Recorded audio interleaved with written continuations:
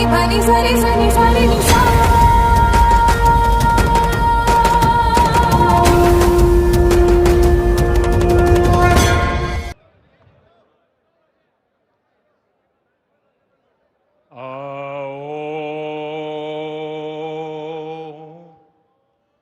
माता वैष्णो देवी दे चरणे च मत्था टेकना।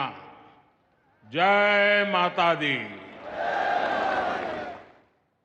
जम्मू कश्मीर के लेफ्टिनेंट गवर्नर मनोज सिन्हा जी, मुख्यमंत्री उमर अब्दुल्ला जी, केंद्रीय मंत्रिमंडल के मेरे सहयोगी Ashwini Vaishnaw ji, Jitendra Singh, V Somanna ji, deputy CM Surendra Kumar ji, Jammu Kashmir विधानसभा में नेता विपक्ष सुनील जी, संसद में मेरे साथी जुगल किशोर जी, अन्य जनप्रतिनिधिगण और मेरे प्यारे भाई और बहनों,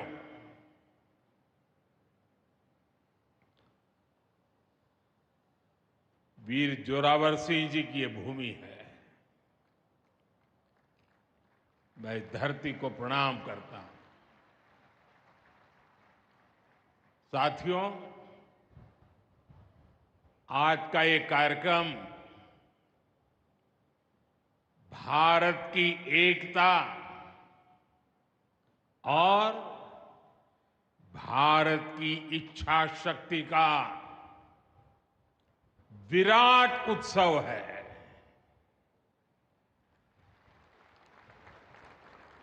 माता वैष्णो देवी के आशीर्वाद से आज वादी कश्मीर भारत के रेल नेटवर्क से जुड़ गई है। मां भारती का वर्णन करते हुए हम श्रद्धा भाव से कहते आए हैं, कश्मीर से कन्याकुमारी। ये अब रेलवे नेटवर्क के लिए भी हकीकत बन गया है। उधमपुर, श्रीनगर, बारामूला, ये रेल लाइन प्रोजेक्ट ये सिर्फ नाम नहीं है,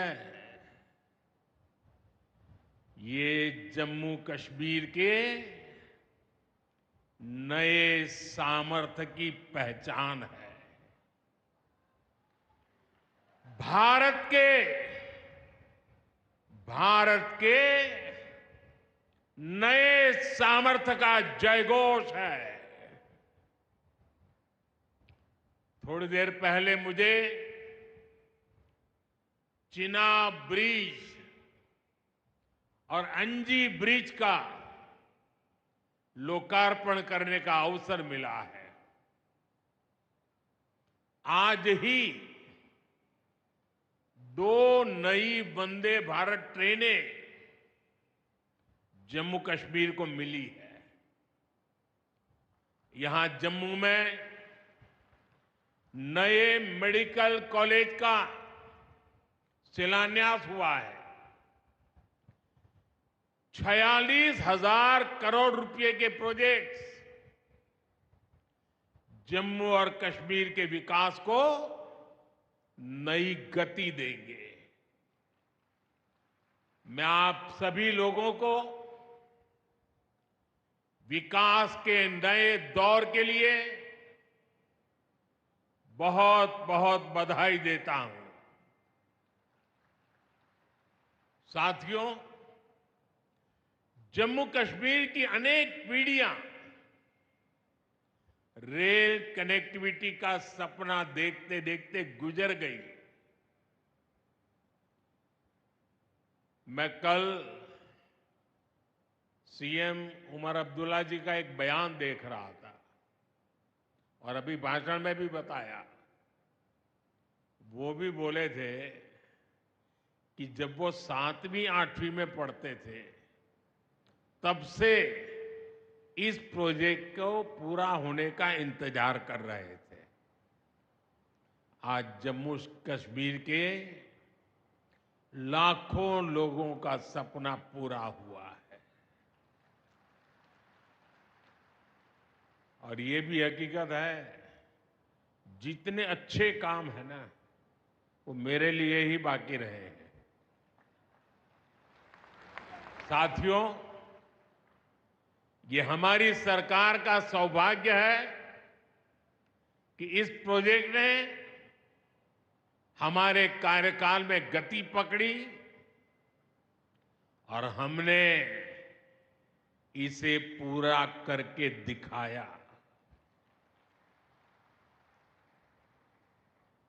बीच में कोविड के कालखंड के कारण भी अनेक मुसीबतें आई, लेकिन हम डटे रहे। साथियों, रास्ते में आने जाने की मुश्किलें, मौसम की परेशानी, लगातार पहाड़ों से गिरते पत्थर, ये प्रोजेक्ट पूरा करना मुश्किल था, चुनौतीपूर्ण था।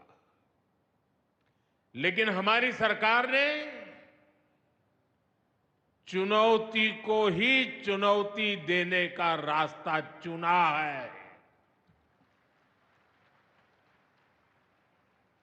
आज जम्मू कश्मीर में बन रहे अनेकों ऑल वेदर इंफ्रास्ट्रक्चर प्रोजेक्ट इसका उदाहरण है।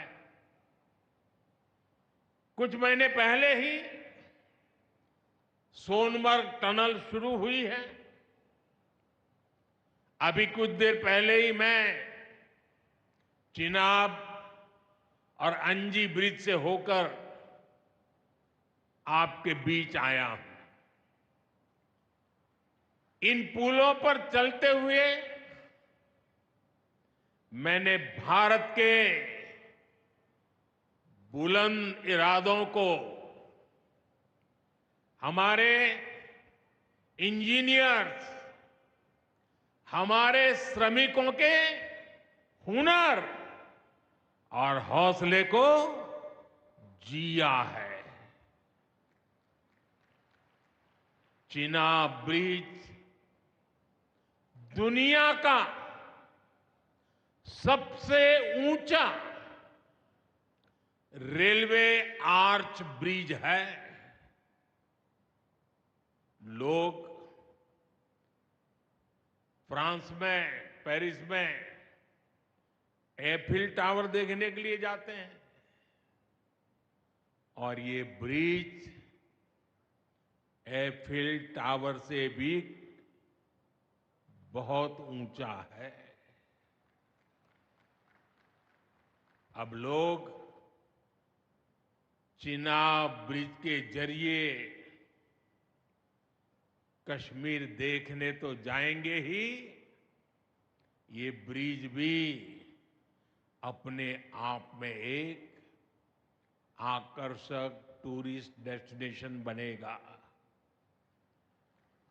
सब लोग सेल्फी पॉइंट पर जाकर के सेल्फी निकालेंगे। हमारा अंजी ब्रिज भी इंजीनियरिंग का बेहतरीन नमूना है। ये भारत का पहला केबल सपोर्टेड रेलवे ब्रिज है। ये दोनों ब्रिज सिर्फ ईंट, सीमेंट, स्टील और लोहे के ढांचे नहीं हैं। ये पीर पंजाल की दुर्गम पहाड़ियों पर खड़ी भारत की शक्ति का जीवंत प्रतीक है। ये भारत के उज्जवल भविष्य की सिंह गर्जना है। ये दिखाता है विकसित भारत का सपना जितना बड़ा है, उतना ही बुलंद हमारा हौसला है, हमारा सामर्थ्य है। और सबसे बड़ी बात, नेक इरादा है, अपार पुरुषार्थ है। साथियों, चिनाब ब्रिज हो या फिर अंजी ब्रिज, ये जम्मू की और कश्मीर की दोनों क्षेत्रों की समृद्धि का जरिया बनेंगे। इससे टूरिज्म तो बढ़ेगा ही, इकोनॉमी के दूसरे सेक्टर्स को भी लाभ होगा। जम्मू और कश्मीर की रेल कनेक्टिविटी दोनों क्षेत्रों के कारोबारियों के लिए नए अवसर बनाएगी।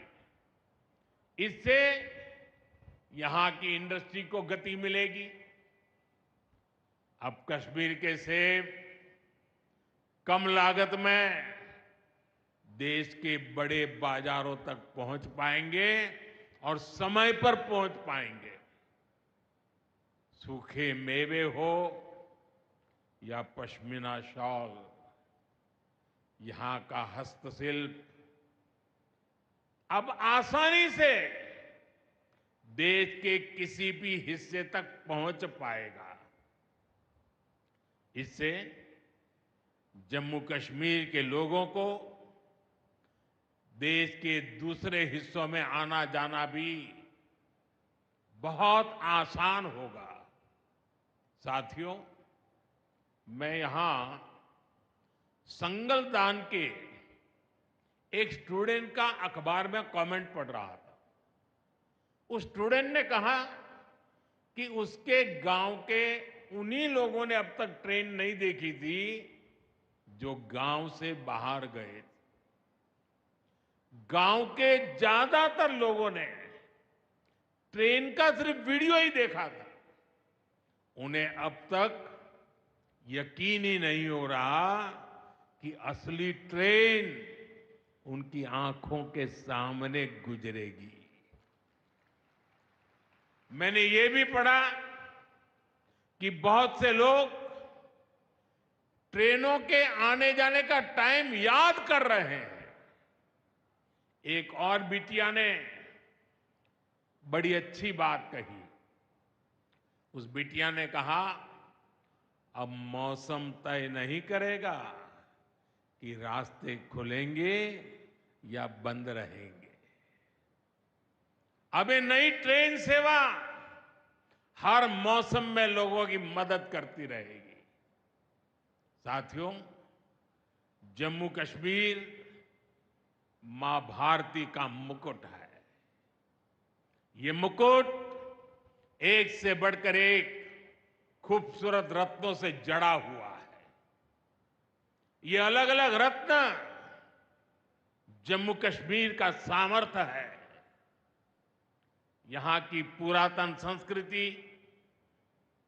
यहां के संस्कार, यहां की आध्यात्मिक चेतना, प्रकृति का सौंदर्य, यहां की जड़ी बूटियों का संसार, फलों और फूलों का विस्तार, यहां के युवाओं में, आप लोगों में जो टैलेंट है वो मुकुट मणि की तरह चमकता है।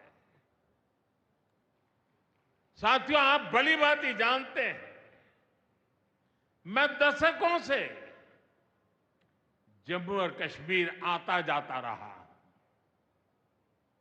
इंटीरियर इलाकों में मुझे जाने का, रहने का अवसर मिला है। मैंने इस सामर्थ्य को लगातार देखा है, महसूस किया है, और इसलिए मैं पूरे समर्पण भाव के साथ जम्मू कश्मीर के विकास में जुटा हूं। साथियों, जम्मू कश्मीर भारत की शिक्षा और संस्कृति का गौरव रहा है। आज भारत दुनिया के बड़े नॉलेज हब्स में से एक हमारा जम्मू कश्मीर बन रहा है, तो इसमें जम्मू कश्मीर की भागीदारी भी भविष्य में भी बढ़ने वाली है। यहां आईआईटी, आईआईएम, एम्स और नीट जैसे संस्थान है। जम्मू और श्रीनगर में सेंट्रल यूनिवर्सिटीज हैं। जम्मू और कश्मीर में रिसर्च इकोसिस्टम का भी विस्तार हो रहा है। साथियों, यहां पढ़ाई के साथ साथ दवाई के लिए भी अभूतपूर्व काम हो रहा है।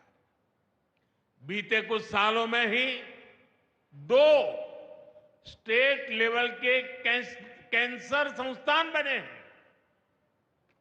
पिछले 5 वर्षों में यहां 7 नए मेडिकल कॉलेज शुरू किए गए हैं। आप भी जानते हैं, जब मेडिकल कॉलेज खुलता है तो उससे मरीजों के साथ ही उस क्षेत्र के युवाओं को भी सबसे ज्यादा फायदा मिलता है। जम्मू कश्मीर में अब एमबीबीएस की सीटों की संख्या 500 से बढ़कर 1300 तक पहुंच गई है। मुझे खुशी है कि अब रियासी जिले को भी नया मेडिकल कॉलेज मिलने जा रहा है। Shri Mata Vaishno Devi institute of medical excellence, ये आधुनिक अस्पताल तो है, ये दान पुण्य करने की हमारी जो संस्कृति है उसका भी उदाहरण है। इस मेडिकल कॉलेज को बनाने में जो राशि लगी है उसके लिए भारत के कोने कोने से माता वैष्णो देवी के चरणों में आने वाले लोगों ने दान दिया हुआ है। मैं श्री माता वैष्णो देवी श्राइन बोर्ड को, उनके अध्यक्ष मनोज जी को इस पवित्र कार्य के लिए बहुत बहुत शुभकामनाएं देता हूं। इस अस्पताल की क्षमता भी 300 बेड से बढ़कर 500 बेड की जा रही है।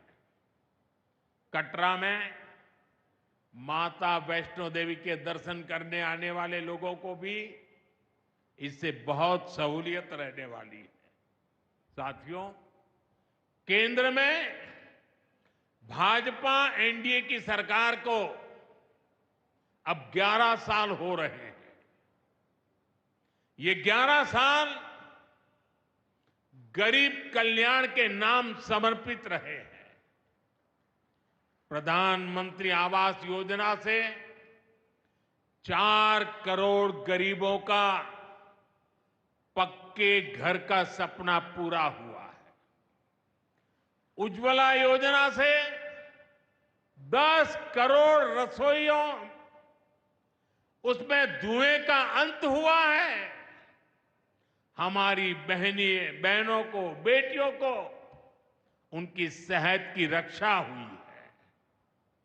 आयुष्मान भारत योजना से 50 करोड़ गरीबों को 5 लाख रुपए तक का मुफ्त इलाज मिला है। प्रधानमंत्री गरीब कल्याण अन्न योजना से हर थाली में भरपेट अनाज सुनिश्चित हुआ है।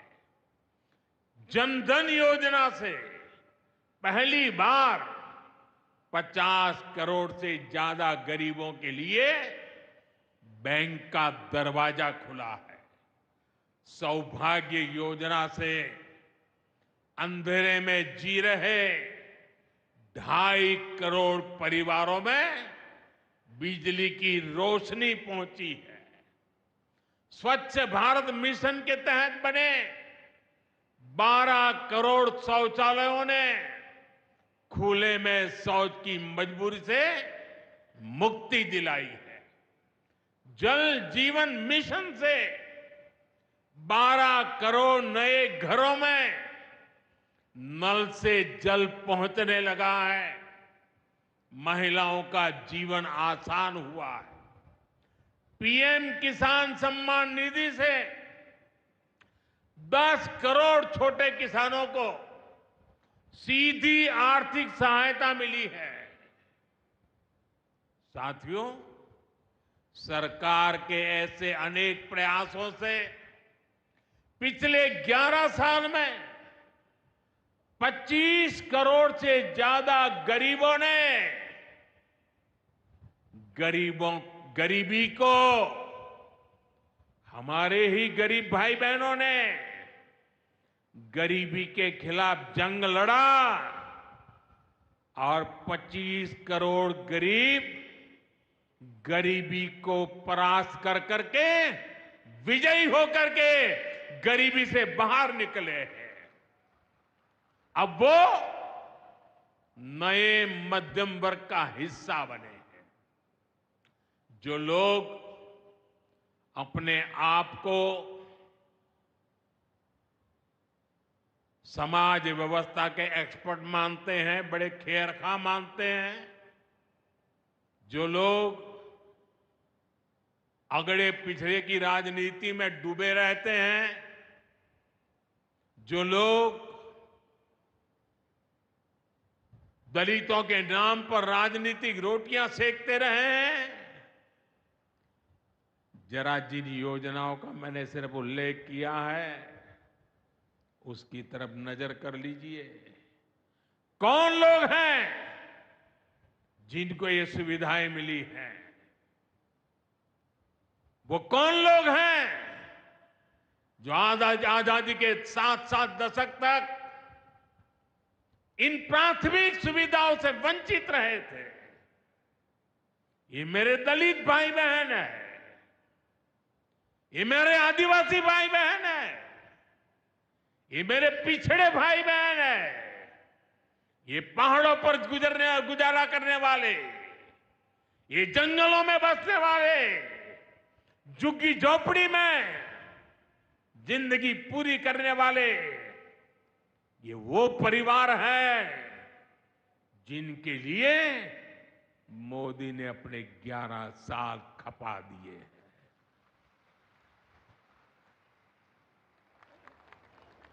केंद्र सरकार का प्रयास है कि गरीबों को,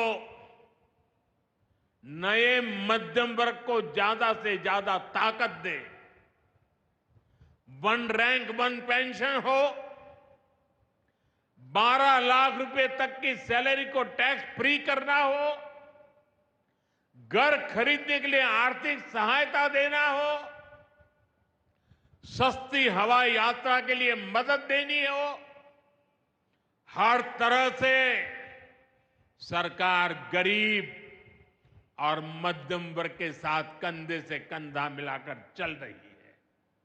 साथियों, गरीबों को गरीबी से मुक्ति पाने के लिए उनका मदद करना, लेकिन ईमानदारी से जीने वाले, देश के लिए समय समय पर टैक्स देने वाले मध्यम वर्ग की ताकत बढ़ाना, इसके लिए भी आजादी में पहली बार इतना काम हुआ है जो हमने करके दिखाया है। साथियों, हम अपने यहां नौजवानों के लिए लगातार रोजगार के नए अवसर बढ़ा रहे हैं और इसका एक अहम जरिया है टूरिज्म। टूरिज्म से रोजगार मिलता है, टूरिज्म लोगों को जोड़ता है, लेकिन दुर्भाग्य से हमारे पड़ोस का देश मानवता का विरोधी मेलजोल का विरोधी, टूरिज्म का विरोधी, इतना ही नहीं, वो ऐसा देश है जो गरीब की रोजी रोटी का भी विरोधी है।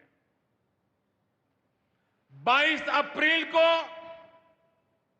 पहलगाम में जो कुछ हुआ वो इसी का उदाहरण है। पाकिस्तान ने पहलगाम में इंसानियत और कश्मीरियत दोनों पर वार किया। उसका इरादा भारत में दंगे कराने का था। उसका इरादा कश्मीर के मेहनतकश लोगों की कमाई को रोकना था। इसलिए पाकिस्तान ने टूरिस्ट पर हमला किया।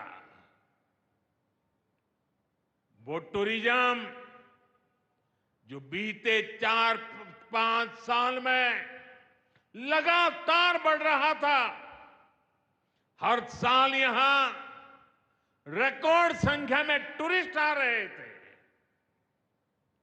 जिस टूरिज्म से जम्मू कश्मीर के गरीबों के घर चलते हैं, उसको पाकिस्तान ने निशाना बनाया।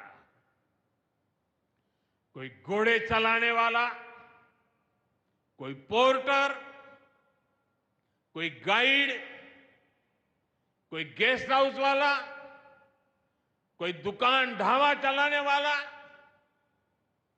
पाकिस्तान की साजिश इन सबको तबाह करने की थी।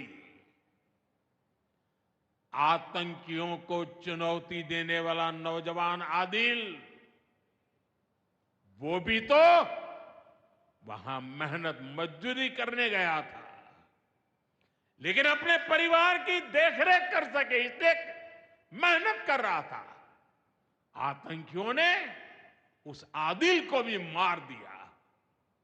साथियों, पाकिस्तान की साजिश के खिलाफ जिस प्रकार जम्मू कश्मीर के लोग उठ खड़े हुए हैं, जम्मू कश्मीर के अवाम ने इस बार जो ताकत दिखाई है, ये सिर्फ पाकिस्तान नहीं, दुनिया भर की आतंकवादी मानसिकता को जम्मू कश्मीर के लोगों ने कड़ा संदेश दिया है। जम्मू कश्मीर का नौजवान अब आतंकवाद को मुंह तोड़ जवाब देने का मन बना चुका है। ये वो आतंकवाद है जिसने घाटी में स्कूल जलाए, और सिर्फ स्कूल यानी इमारत नहीं जलाई थी, 2-2 पीढ़ी का भविष्य जला दिया था, अस्पताल तबाह किए, जिसने कई पीढ़ियों को बर्बाद किया। यहां जनता अपनी पसंद के नुमाइंदे चुन सके, यहां चुनाव हो सके, ये भी आतंकवाद के चलते बड़ी चुनौती बन गया था। साथियों, बरसों तक आतंक सहने के बाद जैसे जम्मू कश्मीर ने इतनी बर्बादी देखी थी, इतनी बर्बादी देखी थी कि जम्मू कश्मीर के लोगों ने सपने देखना ही छोड़ दिया था। आतंकवाद को ही अपना भाग्य मान लिया था। जम्मू कश्मीर को इस स्थिति से निकालना जरूरी था, और हमने ये करके दिखाया है। आज जम्मू कश्मीर का नौजवान नए सपने भी देख रहा है और उन्हें पूरे भी कर रहा है। अब कश्मीर का नौजवान बाजारों को, शॉपिंग मॉल्स को, सिनेमा हॉल को गुलजार देख करके खुश है। यहां के लोग जम्मू कश्मीर को फिर से फिल्मों की शूटिंग का प्रमुख केंद्र बनते देखना चाहते हैं। इस क्षेत्र को स्पोर्ट्स का हब बनते देखना चाहते हैं। यही भाव हमने अभी माता खीर भवानी के मेले में भी देखा है। जिस तरह हजारों लोग माता के दर पर पहुंचे, वो नए जम्मू कश्मीर की तस्वीर दिखाता है। अब 3 तारीख से अमरनाथ यात्रा भी शुरू होने वाली है।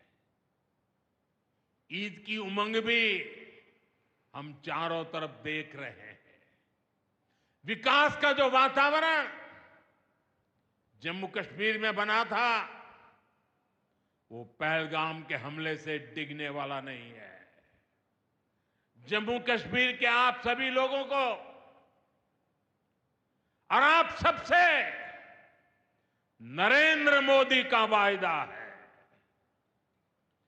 मैं यहां विकास को रुकने नहीं दूंगा। यहां के नौजवानों को सपने पूरा करने से कोई भी बाधा अगर रुकावट बनती है, तो उस बाधा को पहले मोदी का सामना करना पड़ेगा। साथियों, आज 6 जून है। याद कीजिए, 1 महीने पहले, ठीक 1 महीने पहले 6 मई की वो रात पाकिस्तान के आतंकियों पर कयामत बरसी थी।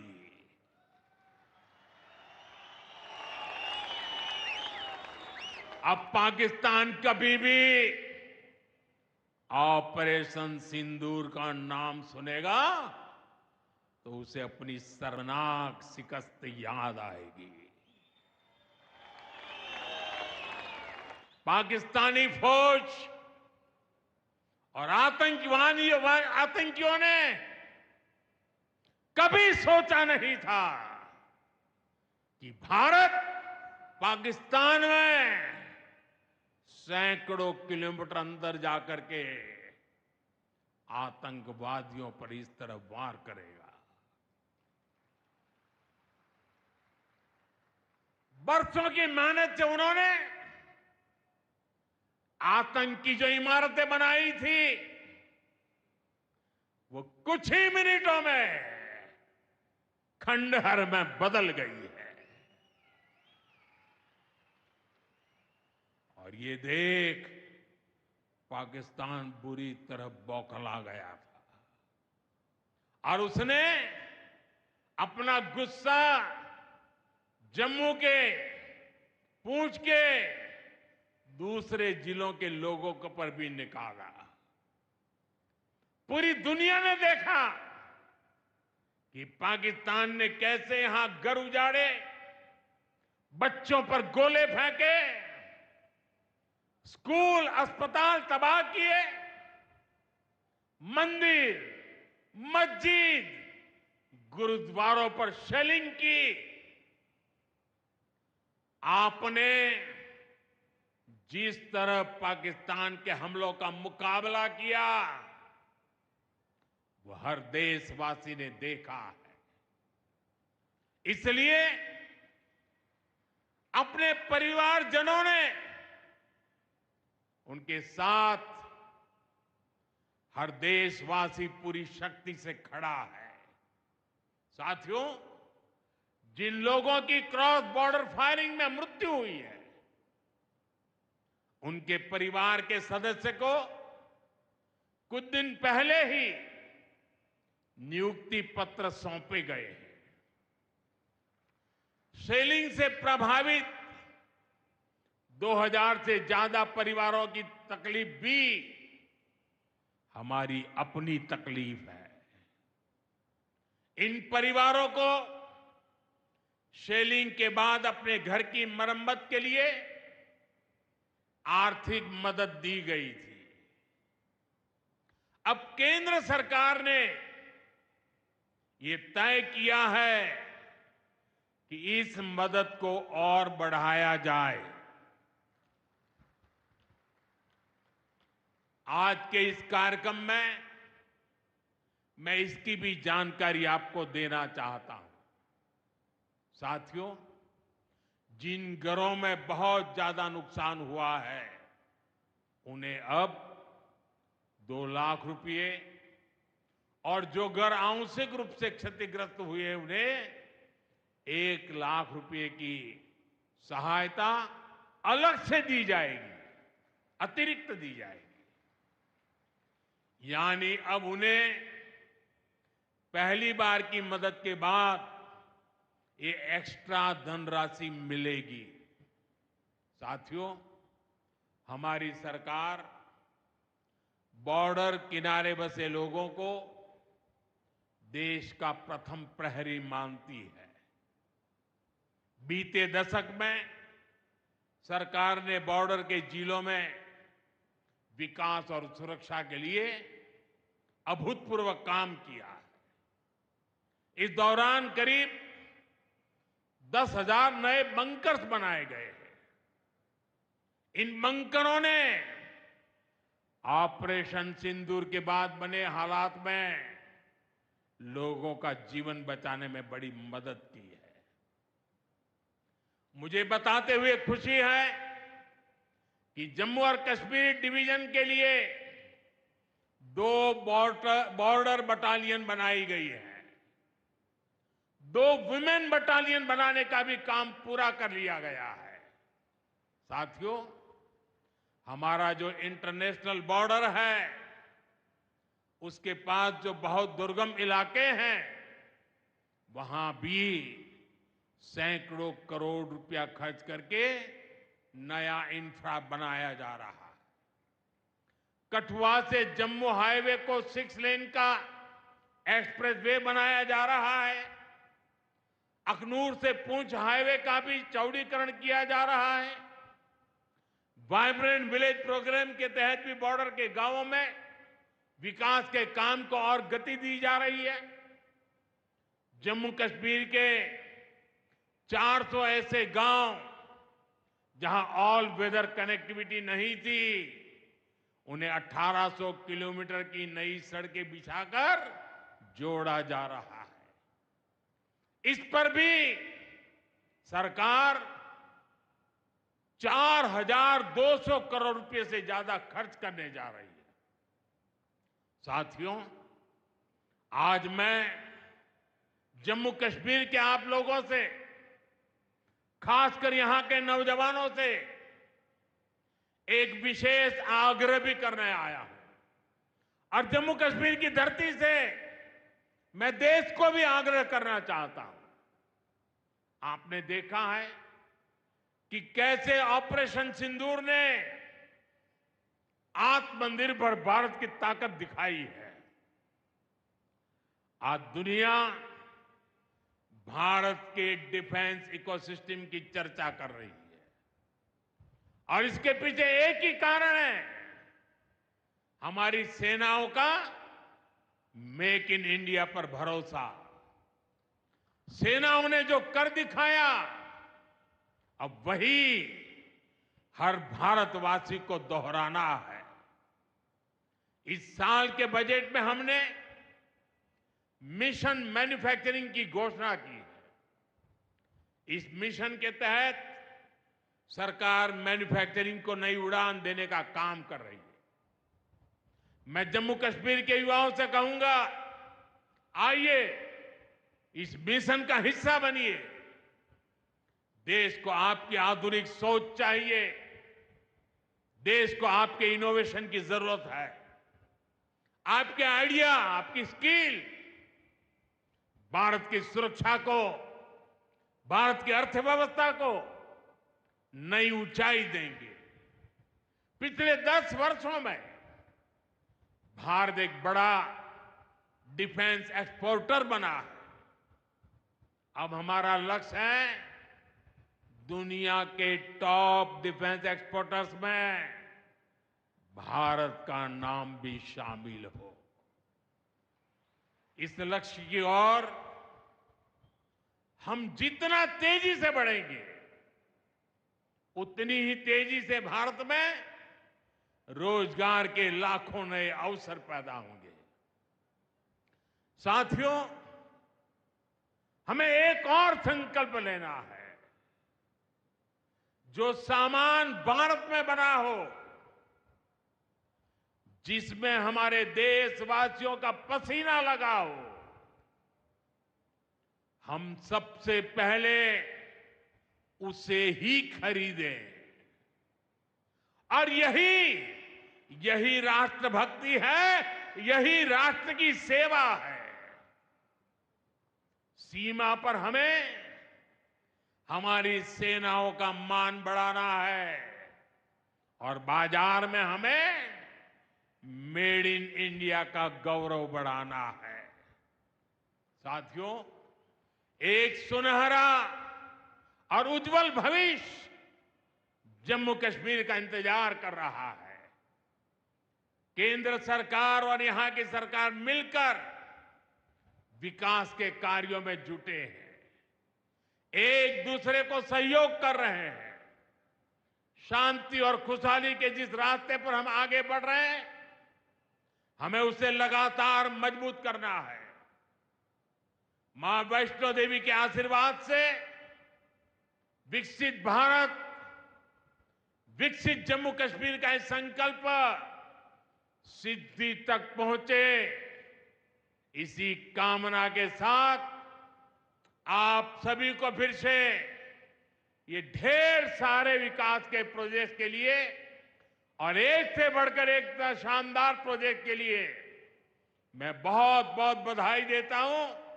दोनों मुट्ठी बंद करके पूरी ताकत से मेरे साथ बोलिए, भारत माता की।